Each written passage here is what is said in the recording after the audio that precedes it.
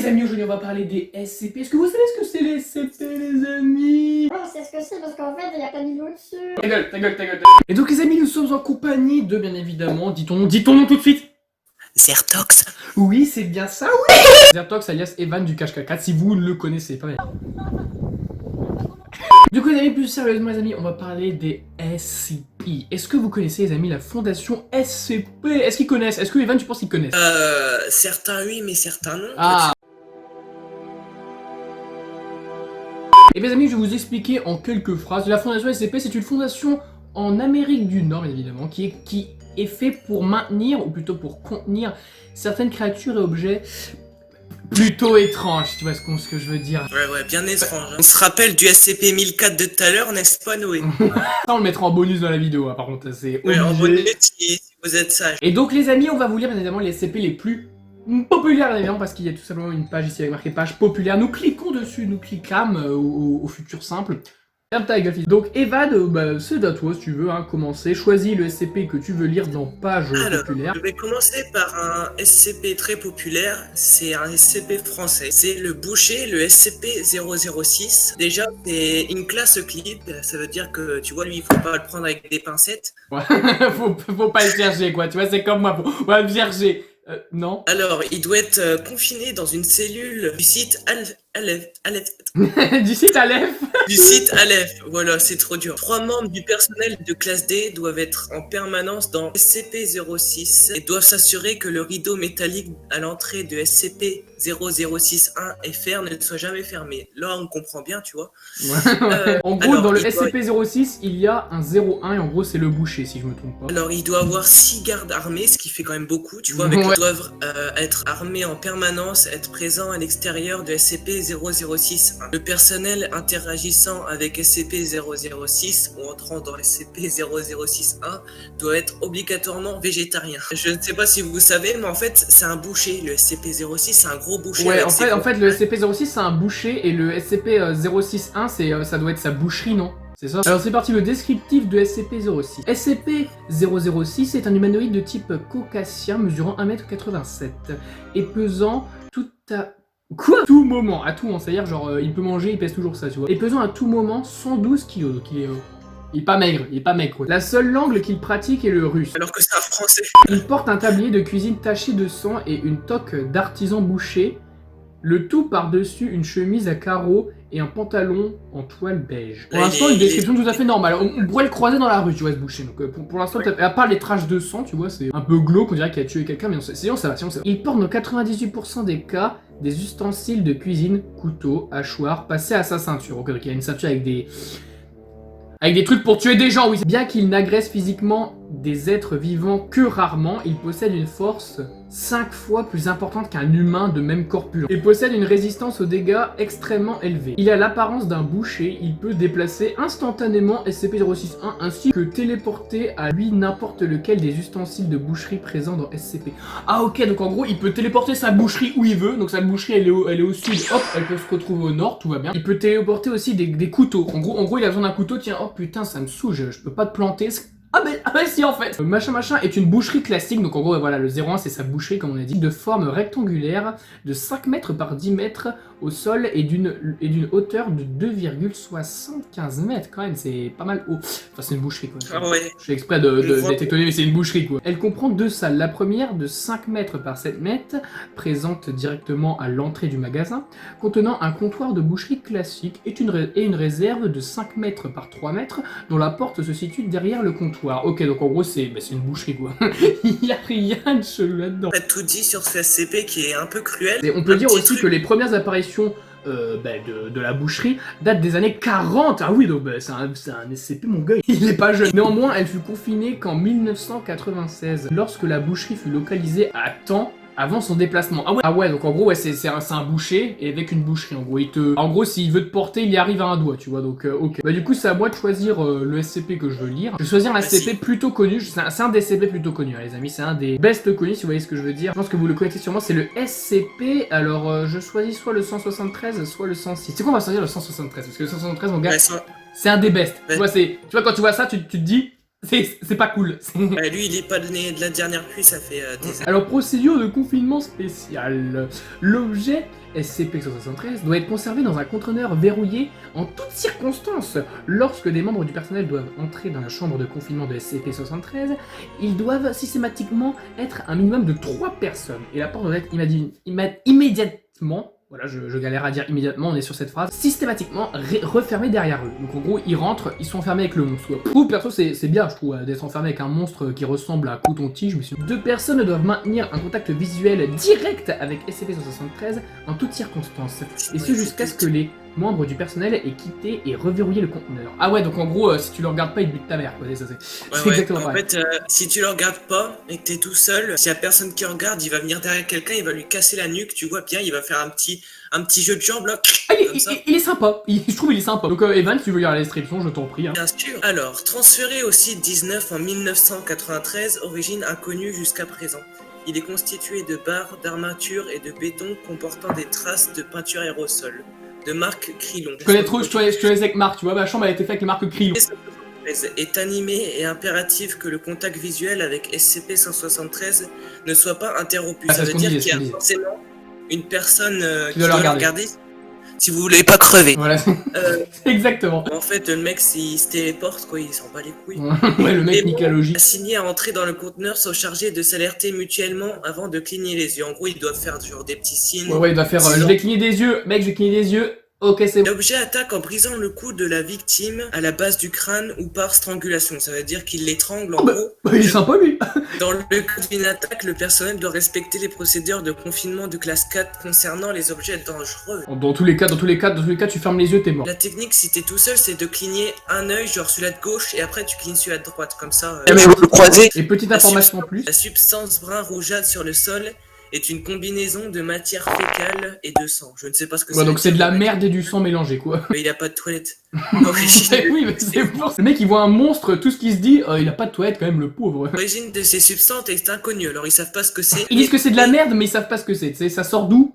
Il a pas de trou du cul. Et apparemment, SCP-173, c'est une dame qui aurait réalisé cette statue. Son bébé serait mort à cause du mari, je crois. Et elle l'aurait mis dedans, en fait. Et depuis, l'enfant aurait pris possession de la statue. Et en fait, elle peut pas du tout bouger, elle peut juste se téléporter. Bah, c'est sympa. Je trouve que c'est sympa d'enfermer son enfant dans une statue. Et on voit bien qu'il a bien chié parce que regarde son cul, il est tout noir. Et voilà, ça sera tout pour ce SCP qui est très dangereux, qui date de... Allez, Van, à toi de choisir le SCP que tu veux à ton choix. Alors, je propose un de mes préférés, c'est le SCP-96. Le SCP-96 pour certains aussi. Donc bien évidemment, Evan, lis-lui la procédure de confinement spécial. D'accord, hein. SCP-96 doit être maintenu dans sa cellule, un cube en acier hermétique de 5 mètres x 5 mètres x 5 mètres. Donc en gros, c'est un cube, quoi, un cube, c'est normal. Des vérifications hebdomadaires ayant pour but de détecter d'éventuelles fissures ou trous sont obligatoires. Aucun système de vidéosurveillance ou appareil optique d'aucune sorte ne sont autorisés à l'intérieur de la cellule de SCP-096. Ah oui, on vous expliquera pourquoi après. Le personnel de sécurité utilisera des capteurs de pression préalablement installés ainsi que des détecteurs laser pour s'assurer de la présence de SCP-96 dans la cellule. Alors je vais lire la description qui est... en fait, c'est toi quand tu fais un texte d'histoire. Alors, description. Le SCP-96 est une créature humanoïde mesurant approximativement 2m38. Ah oui, le mec, il touche mon plafond, quoi. Ouais, bah là, il rentre pas dans ta chambre. Le sujet ne présente qu'une très faible masse musculaire. Et analyse préliminaire du corps suggère une légère malnutrition. En gros, sa maman l'aimait pas trop. Les bras, ils font 1m5. Quoi? Les bras de la créature font 1m5, quoi. Alors, donc, sont largement disproportionnés par rapport au reste du corps du sujet, voilà, exactement. La majeure partie de la peau est caractérisée par l'absence de pigmentation et il n'y a aucun signe de pilosité. La mâchoire de SCP-96 peut s'étendre jusqu'à 4 fois plus grande que celle d'un humain ordinaire. En gros, il peut te bouffer la tête, quoi. Il arrive, il te croque, quoi. Ouais, en fait, sa bouche, c'est un ouragan. sa bouche, c'est une grotte. Les autres traits du visage restent similaires à ceux d'un humain ordinaire, à l'exception des yeux qui ne présentent également aucune pigmentation. À ce jour, il n'a pas été déterminé si oui ou non SCP-96 est aveugle. Il ne montre aucun signe de fonction cérébrale développée, il n'est pas considéré comme étant doté d'une conscience. En gros, ouais, il a zéro. En gros, il est un peu con, quoi. Si on peut faire le résumé. Si tu fais 1 plus 1, il sait pas. Il fait plus ça, il fait qui rigolo, ça trouve. SCP-96 est normalement extrêmement docile. Les capteurs de pression à l'intérieur de sa cellule montrant qu'il se passe le plus clair de son temps à errer près du mur est. En fait, il pleure tout le temps, genre il est en position fétale et il pleure, on ne sait pas pourquoi. Et il est timide, mais quand il bouffe les humains, il est pas timide. Ah, quand il bouffe les humains, il est content, regarde, on y arrive, Cependant, lorsque quelqu'un regarde le visage de SCP-96, que ce soit directement via un enregistrement vidéo ou même sur une photo, pourquoi tu regardes? Ça veut dire que toutes les images que vous avez vues là, vous allez mourir. Il est incroyable, ils ont déjà fait un test et le mec il était à 3000 mètres de profondeur, il a regardé la photo, le SCP il a défoncé sa cellule, il a fait un sprint de sa vie, il a fait un gros plongeon à moins 3000 mètres et il a défoncé le mec. En à peine quelques secondes ou quelques minutes. Oh ouais, non mais laisse tomber, le mec il veut te défoncer et déterre. Il ouvre son mode menu, il met mode gun mode. Il rentrera dans un état de stress émotionnel considérable. Le 96 cachera son visage avec ses mains et se mettra à hurler, pleurer et marmonner de façon incohérente. Ouais, donc il chiale quoi, clairement. Approximativement 1 à 2 minutes après la première observation, SCP-96 commencera à courir vers la personne ayant vu son visage et il meurt. Il sera à partir de maintenant désigné comme SCP-96-1. Ouais, donc en gros tu regardes le SCP-96, tu deviens SCP quoi, donc... Le SCP-96-1 en fait c'est sa proie. Vas-y, je vais lire la vitesse. Okay, Les vitesses enregistrées varient entre 35 et on ne sait pas combien de kilomètres heure, en tout cas il doit courir vite. Ouais, donc s'il avait un mec 3000 de profondeur, je pense que ça doit pas être piqué des hannetons. Et semble dépendre de la distance à laquelle se trouve SCP-96. Voilà, donc plus il est loin, plus il va vite quoi. À l'heure actuelle, aucun matériau ou méthode connu ne peut entraver la progression de SCP-96. La position actuelle de SCP-96-1 ne semble pas affecter la réaction de SCP-96. Il semble avoir un sens inné de la localisation. Et en vrai, ce SCP par contre il est hardcore, hein. S'il existe vraiment, on est tous morts à l'heure actuelle. Parce qu'après il y a encore pas mal de trucs à lire, alors voilà, on va passer toute notre journée sur ce SCP. Exactement. Alors, bah tiens, pour faire plaisir à Evan, on va aller voir le SCP-106. Donc, bah il a une bonne gueule, je trouve, il a une bonne gueule. Aucune interaction physique avec SCP-106 n'est autorisée. Toutes les interactions physiques doivent être approuvées par un vote des 2/3 du commandement 05. Alors, on vote oui, qui dit oui?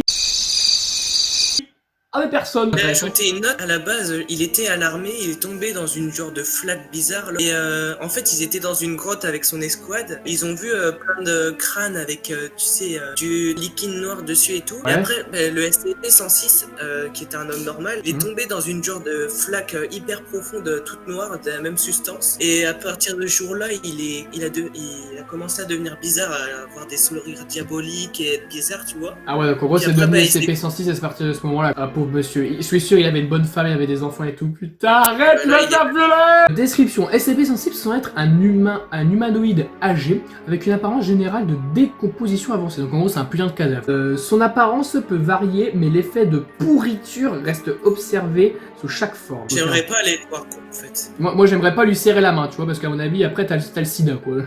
Ça n'a rien à voir, mais. Ça n'a rien à voir, Si tu baisais avec. Ah, non. SCP-106 n'est pas exceptionnellement agile, il peut rester immobile pendant des jours dans l'attente d'une proie. SCP-106 est également capable d'escalader n'importe quelle surface verticale et peut rester indéfiniment suspendu à l'envers. Lorsqu'il attaque, SCP-106 tente de neutraliser ses proies en endommageant les organes principaux, les muscles, les tendons, puis il emmène sa proie handicapée dans sa dimension de poche. SCP semble préférer les proies hommes entre 10 et 25. Il aime bien les jeunes hommes. En gros, t'arrives dans sa cellule, il se passe ça. Bah ouais, ouais. SCP-106 provoque un effet de corrosion, ça veut dire en gros il... Bah voilà, tu vois ça par exemple, cette image là, eh ben c'est ça qui fait, c'est ça la corrosion en fait. Sur toute la matière solide qu'il touche, engendrant une décomposition physique des matériaux plusieurs secondes après le contact. Ah, bah ça c'était le bruit de canard. On reprend. On peut observer la rouille, la pourriture et les fissurations des matériaux ainsi que la création d'une sorte de mucus noir similaire à celui qui recouvre SCP-106. En gros, c'est ça que je vous parlais. Voilà, c'est le mucus noir que Evan a dit au début. Hein. Une observation limitée de cette dimension de poche a montré qu'elle doit être composée majoritairement de salles et de chambres avec supprimé. Ça veut dire cette activité peut poursuivre pendant plusieurs jours avec une centaine de chances d'être libérée dans le but d'être traqué, recapturé. Parce qu'il y a encore, il y a encore un supprimé. Ok. Ouais, what the fuck, regarde l'image tout en bas. Après avoir été libéré, machin. Ah ben, il est beau. Il s'est fait bouffer le pauvre par le SCP-106, alors c'est pas très joli. Ouais, si vous avez peur, regardez pas. L'image s'affiche maintenant. Ouais, il est arrivé dans la cellule avec le SCP tout seul, et là. Ensuite, à toi de choisir le SCP que tu veux, hein, bien évidemment. Et je voulais ajouter un petit truc là, c'est un agent, mais aussi en fait dans la fondation SCP, il y a plein de condamnés à mort en fait qui sont utilisés pour faire des tests. Ouais, des expériences quoi. Donc les amis, nous avons choisi le SCP-87 qui est en fait un putain d'escalier, oui c'est ça. Je voulais avant dire que c'est une classe Euclide, comme tous ceux qu'on a fait, c'était que des Euclides. En gros, c'est le level max, tu vois. Ouais, voilà, quand c'est des Euclides, c'est badass. SCP-087 se trouve sur le campus de, on ne sait pas, c'est super. La porte menant à SCP-087 est construite en acier renforcé avec un mécanisme de verrouillage électrique. Elle a été déguisée pour ressembler à un placard de conciergerie qui ressemble au reste du bâtiment. Oh ouais, donc en gros, si tu veux rentrer, il faut vraiment que tu sois...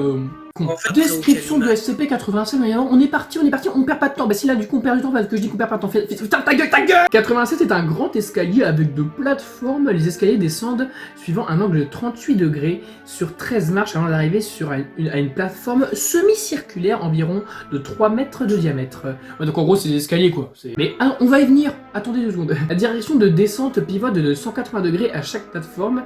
La conception de SCP-87 limite la portée visuelle des sujets à environ 1,50 m. Une source de lumière est nécessaire pour tous les sujets qui explorent SCP-87 car il n'y a pas d'appareil d'éclairage, ni fenêtre, ni source de lumière supérieure à 75 watts sont inefficaces. En gros, la lampe de ton iPhone X, ça fera rien du tout. Tu vois. Étant donné que SCP-87 semble absorber tout excès de lumière, donc en gros il absorbe la lumière, ok, donc en gros ça te fait flipper un max, tu vois, tu veux te rassurer avec une lumière, tu peux pas, tu crèves. Les rapports des sujets et des enregistrements audio confirment le son d'un enfant qui pleure, suppliant, situé à approximativement 200 mètres en dessous de la plateforme initiale. Déjà t'es dans l'escalier, tu peux pas mettre de lumière, il y a un enfant qui pleure, tu sors, tu vas pas au fond. Cependant, tous les essais de descente de l'escalier n'ont pas réussi à se rapprocher les sujets de la source des pleurs. La profondeur calculée durant l'exploration numéro 4, ils ont fait 4 explorations, mais moi j'aurais fait une exploration, je voyais qu'il y a un truc au fond, j'y vais pas. Il y a 4 vidéos d'exploration des SCP-87 enregistrées par le personnel de classe D. Chaque sujet a rencontré SCP-87-1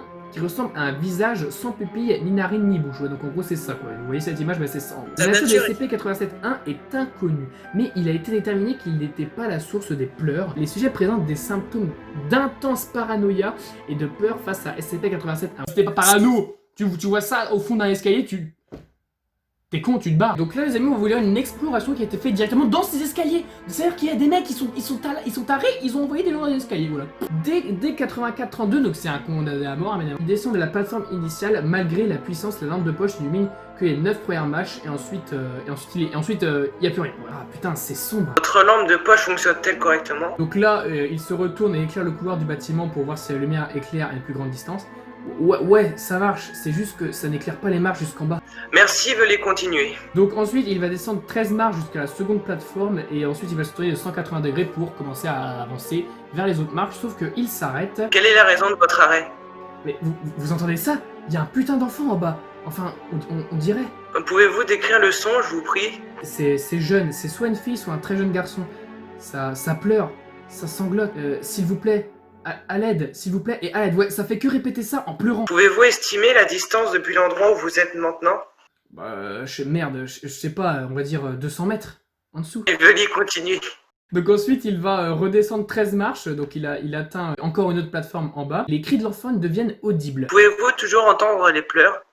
Ouais. Nous les entendons aussi, veuillez continuer. Arrêtez-vous si vous remarquez un changement sonore ou dans l'environnement. Le sujet descend encore 3 séries de marches avant de s'arrêter. Je continue. S'il vous plaît. Il va continuer pour descendre 17 séries de marches. Je suis pas plus près de l'enfant. Notez, continuez s'il vous plaît. Il descend encore 28 séries de marches avant de s'arrêter. Je me sens un peu mal à l'aise. Vous avez passé un certain temps dans un escalier sombre et inconnu. C'est normal, veuillez continuer. Pendant que le sujet avance, la lampe de poche éclaire un visage situé approximativement au pied des marches. Donc c'est bien évidemment le SCP-87-1 qu'on a vu tout à l'heure. Ah putain, qu'est-ce que c'est que ce truc? Merde, bordel de merde, c'est quoi cette saloperie? Veuillez décrire ce que vous voyez. C'est une sorte de... C'est un putain de visage de personne et ça me regarde directement. Ça me regarde moi. Est-ce que ça bouge? Non, ça me fixe juste. Putain, ça fait vraiment peur. Veuillez vous approcher et illuminer plus clairement l'entité. Merde, je peux pas, non. Oh putain, ça s'approche. Et donc ensuite, les amis, on n'a pas de nouvelles. L'enregistrement s'est arrêté ici. Voilà, comme la ferme se bruit, il a passé un mauvais quart d'heure, je pense. Il a passé un mauvais moment, tu vois, ça fait...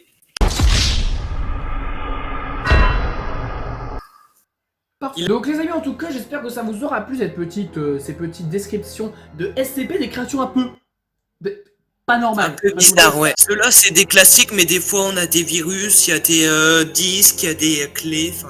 Ouais, si vous voulez y aller, ne vous inquiétez pas, le lien c'est dans la description et vous pourrez aller bien évidemment voir les mêmes SCP que nous ou aller en découvrir d'autres si jamais. Et il y en a des milliers, je pense que vous avez le temps d'en découvrir, il y en a 5000, alors ça va. Donc les amis, si ce concept vous a plu, n'hésitez pas à mettre un petit pouce bleu, un pouce comme ceci, mais n'hésitez pas aussi à vous abonner à la chaîne, n'hésitez pas à dire en commentaire si vous voulez qu'on en lise d'autres, parce qu'il y en a beaucoup d'autres qu'on n'a pas dit qui sont hyper intéressants encore. Hein. Et donc les amis, sur ce, c'est nous 06 et Evan, on se retrouve bientôt pourquoi Evan?